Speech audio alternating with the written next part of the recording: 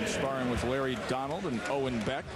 Had a fight back in 2003 with another tall heavyweight, Ty Fields. Ty Fields sparred with Sam Peter as Peter was trying to get ready to face a 7-footer. See, there's the problem right there. You got a 7-foot tall guy in Long, and he's walking forward. You don't need to walk forward. Now he's staying outside. You don't need to walk forward when you're 7 feet tall. You need to punch at a certain distance where you can hit the shorter man before he can hit you. You don't want to walk forward, because then you do that, you get right into the punching zone of Peter. Punching more in that punching zone is something that Jesse Reed and the new team working with Sam Peter wants to see. They've been in training, and obviously this isn't sparring, just to try to get a work rate up, try to get him to throw 200 punches around.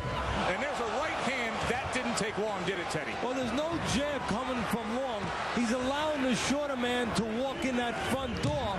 And when he can get in that front door and he can punch like Peter, it's not long before he will score a knockdown. A whole lot of humanity for Mercanti Jr. to deal with on the breaks tonight.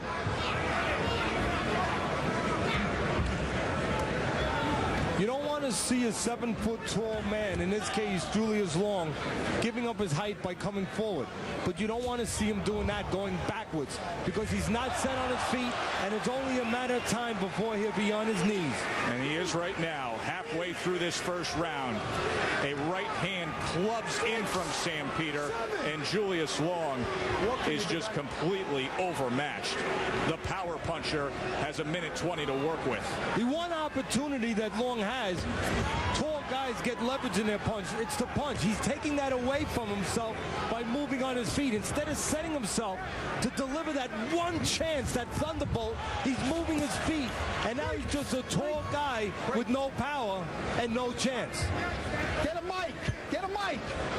This is what Long has to do. Set himself right there and punch as Peter is in his range before Peter does that and closes the gap. Tying up that left hand is Julius Long.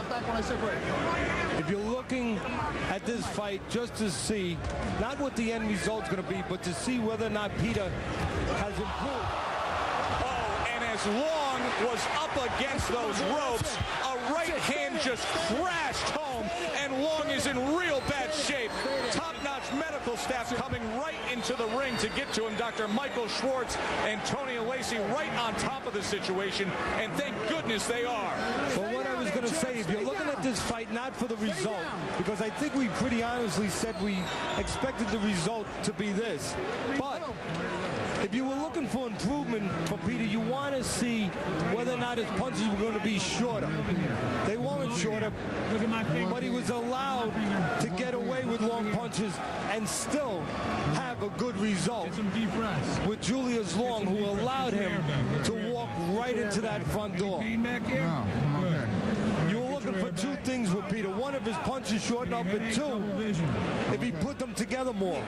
Well, they didn't shorten up, but he did let them go with a guy who, quite honestly, offered no resistance. That's a good sign for the big 7-footer, Julius Long. I'm all right, man. You can hear him saying, I'm all right. So they're going to tend to him. And what a nice change it is to be in a well-commissioned place like Mohegan Sun compared to what we saw with our heavyweight main event last week in Georgia, where the knocked out fighter was not attended to immediately by the physicians. This is exactly how it should work. There you go. Julius Long knew that he was a big underdog. He knew that the physical advantages were not in his favor, especially with the way that he fights. And Sam Peter was on a mission. The second fight since the loss to Klitschko, and it comes with exactly what he wanted to see, a first-round knockout. Here's how he did it, Teddy. Well, we already knew he had power, and we already knew that Julius Long did not fight long. He allows guys to come in, and he allows guys to touch him once in close with that right hand behind the ear. Once again, a jab by Peter. You could see Long not offering anything, going straight back.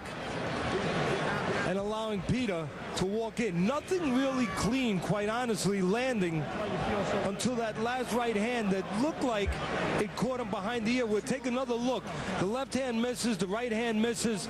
Long puts himself in a very perilous position, and the right hand lands behind the ear and ends the night for Long. We'll take one more look. And Teddy, the issue of Julius Long being 7 foot, here's where it doesn't pay off, because he's like an ironing board being leaned up against the counter and a sledgehammer taken off the top half of the ironing board. Where it doesn't pay off being 7 foot tall is when you do not use those attributes. You do not punch at the right distance. You back up and you allow a 6'1" opponent who can punch like Peter to walk right in that front door and deliver his power. Sam Peter, the first round knockout. For the official particulars, let's send it up to the ring to generous Joe Antonacci. Boxing fans, the time, 2 minutes and 35 seconds of the first round. Your winner by knockout,